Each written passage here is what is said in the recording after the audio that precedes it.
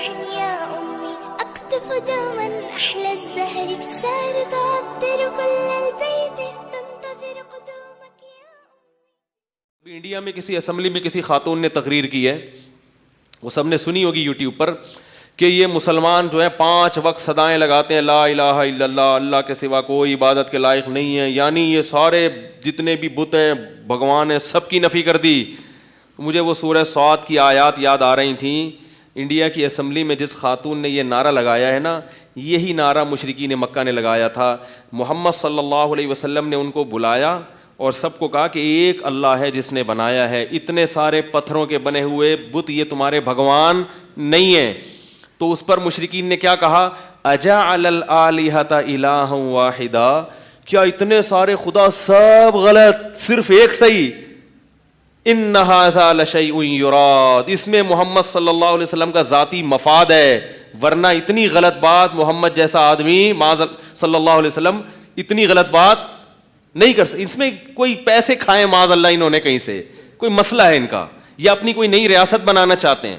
وانطلق الملأ منهم ان امشوا, اور نکل پڑے, چل پڑے, اٹھ پڑے.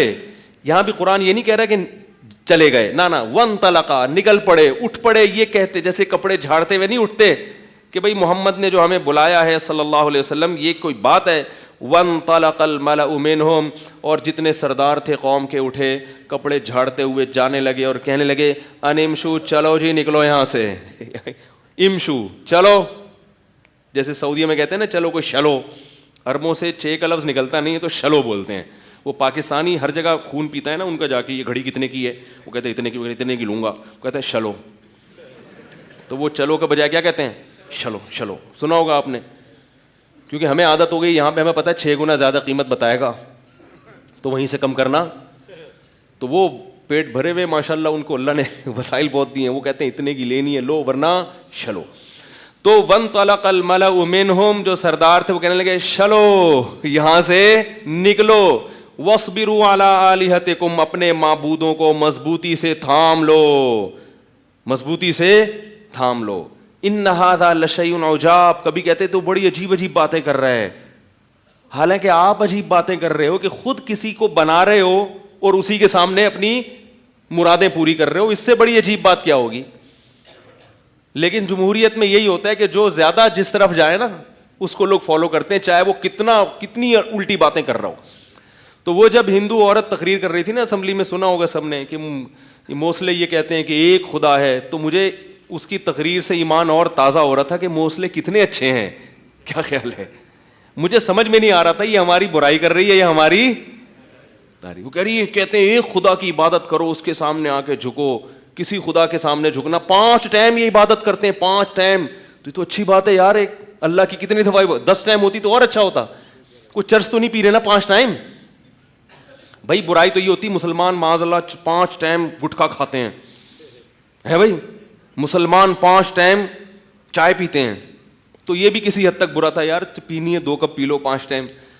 5 ٹائم یہ کیا پڑھتے ہیں, نماز پڑھتے ہیں. یہ سمجھ میں نہیں آ رہا تھا یہ برائی کر رہی ہے, یہ کیا کر رہی ہے.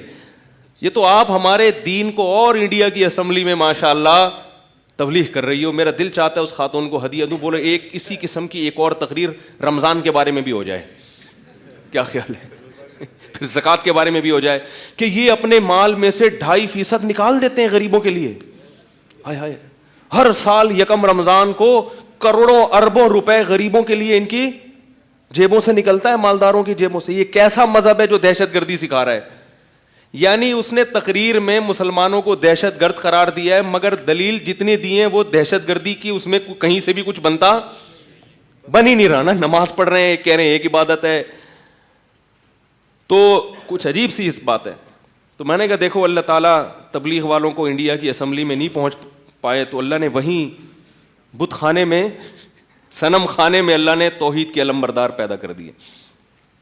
تو 2.5% کیا کرتے ہیں, یہ کروڑوں روپے راشن ڈالتے ہیں. رمضان میں خود, رمضان کہتے ہیں نا وہ, رمضان میں یہ لوگ خود روزے رکھتے ہیں اور غریبوں کے گھروں میں راشن ڈال دیتے ہیں. اسلام دیکھو کتنی زکاتیں نکلتی ہیں رمضان میں, مزہ آ جاتا ہے. اتنا مزہ آتا ہے رمضان میں جب لوگ آتے ہیں, یہ فلانے کے, یہ میرے پاس بھی لوگ آتے ہیں, حضرت کوئی غریب ہو تو یہ میرا یہ راشن ہے اس کے گھر میں ڈلوا دیں. ہمیں بھی مزہ آتا ہے کسی کے غریب کے گھر میں جا کے.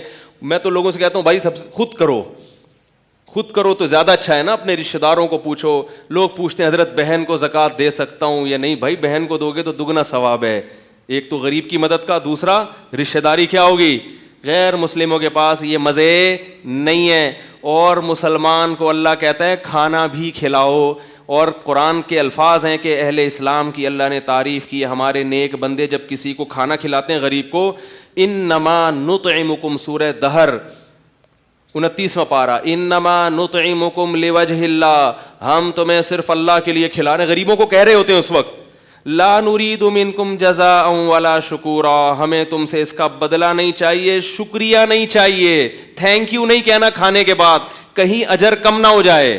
کیونکہ ہم تمہیں اپنے فائدے کے لیے تو کھلا نہیں رہے, ہم تو کس کے لیے کھلا رہے ہیں, اس ایک خدا کو خوش کرنے کے لیے جو ایک ہے. اتنے ساروں کو خوش رکھنا ویسے بھی ممکن, بولو بھائی, جو بہت سارے بھگوانوں کو مانتا ہے وہ تو بیچارہ ویسے ہی کنفیوز رہے گا کہ پڑوسی کی مدد سے یہ والا بھگوان خوش ہو رہا ہے, یہ وہ والا خوش ہو رہا ہے. اب کوئی اس کو بتائے گا یار پڑوسیوں کے لیے وہ والا بھگوان ہے, بیوی سے اچھا سلوک کے لیے وہ جو ادھر, بیوی سے اچھا سلوک کے لیے جو ہے نا بھگوان, وہ بہت تگڑا قسم کا بھگوان ہونا چاہیے.